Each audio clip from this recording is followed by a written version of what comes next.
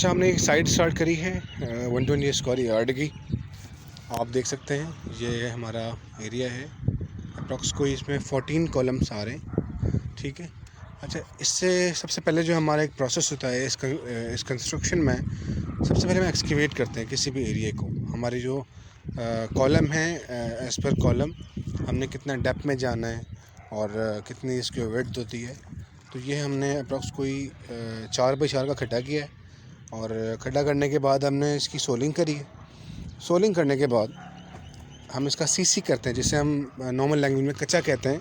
कच्चा के जो लेवल वो होता है, रेशो जो होता है 1:8 होता है, ठीक है। अच्छा, उसके बाद फिर हम अपनी फुटिंग का सरिया बांधेंगे। फुटिंग के सरिये के बाद हमारा ये स्टब कॉलम आएगा। स्टब कॉलम के बाद हमारा सुपर स्ट्रक्चर है। प्लेन बीम के बाद सुपर स्ट्रक्चर आ जाता है हमारा, ठीक है। जो सबसे पहला हमारा प्रोसेस मैंने आपको बताया कि हम एक्सकेवेट करते हैं किसी भी एरिया को, फिर सोलिंग करते हैं, उसके बाद फिर हम कच्चा करते हैं और फिर हमने ये फुटिंग का सरिया आपके सामने दिखा है। ये फुटिंग का सरिया, उसके ऊपर हमने स्टब कॉलम बने हुए। इसकी सेटिंग अभी चल रही है, इन प्रोसेस है। अभी हमने इसको जो है वो सरिया इसका बांधना है, सिर्फ खड़ा किया है। ये हमने डोरियाँ बांधी हुई, आप देख सकते हैं। अगर मैं इसको थोड़ा सा प्लॉट के बाहर जाके अगर मैं इसका आपको लेआउट दिखाऊं, तो ये हमने एक लेआउट किया है इसका, एक पूरा एक लेआउट किया है, ठीक है। जो डोरियाँ दिख रही हैं आपको, ये एज़ पर साइज़ हमने इसका लेआउट किया है। और उसके बाद जो है वो इस डोरियों के हिसाब से, इस लेवल के हिसाब से हमने अपनी जो कमरे हैं, जो बाथरूम हैं, जो लाउंज है, किचन है, जो भी डिज़ाइन का हिस्सा है, स्ट्रक्चर का पार्ट है, हमने उसको डिवाइड किया है, ठीक है। अच्छा, अब ये हमने फुटिंग का सरिया बांधा, इसकी सेटिंग मैंने आपको बताया चल रही है।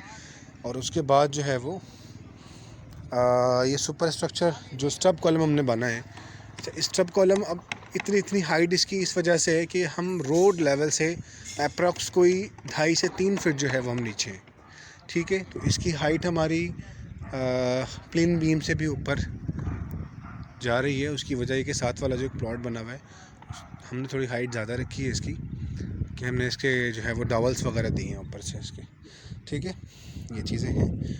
और उसके बाद हमने इसको हमने किस तरह एज्यूम किया, जो हमने ये सरिया निकाला हुआ है, जो हमने स्टब कॉलम बना, हमने सबसे पहले रोड लेवल से और हमारा जो ये नेचुरल लेवल है, जिसको हम NGL कहते हैं, नेचुरल ग्राउंड लेवल, उससे हमने अपने वाटर लेवल निकाल के, जो भी लेवल है, या आपके पास अगर इंस्ट्रूमेंट है, कोई लेवल मशीन हो गया कोई, या फिर आपके पास टोटल स्टेशन हो गया, उससे लेवल करके आप इसका लेवल निकाल लें कि आपकी फुटिंग से और आपके प्लेन टॉप तक और उसके ऊपर डावल्स का कितना सरिया आ रहा है। उसके हिसाब से आपने आप स्टील फिक्सर को बता दें, वो उसके हिसाब से उसकी हाइट काट देगा, ठीक है।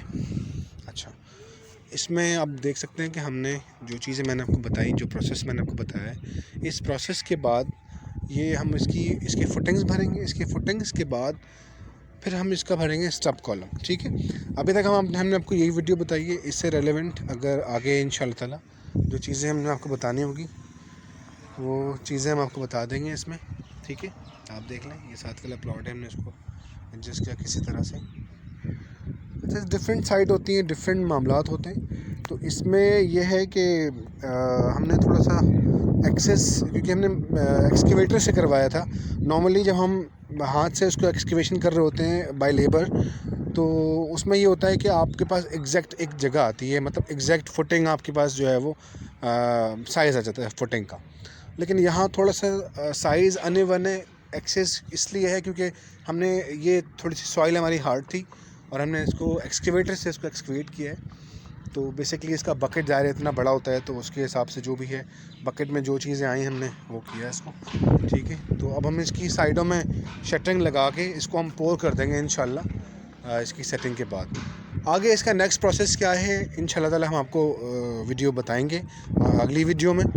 और आपसे गुजारिश है कि आप हमारे वीडियो को लाइक करें, सब्सक्राइब करें, ताकि घंटी के बेल को बजाएं, ताकि हमारी हर आने वाली वीडियो आप तक पहुंच सके। और दूसरों को भी ज़्यादा से ज़्यादा शेयर करें, क्योंकि इल्म जो है वो फैलाने से फैलता है। इल्म को अगर आप दबा के बैठ जाएंगे तो फिर जाहिर है इल्म नहीं फैलता। इल्म को जितना फैलाएंगे आपके नॉलेज में भी इजाफ़ा होगा और दूसरों के नॉलेज में इजाफा होगा। ठीक है, बहुत शुक्रिया, जज़ाकल्लाह।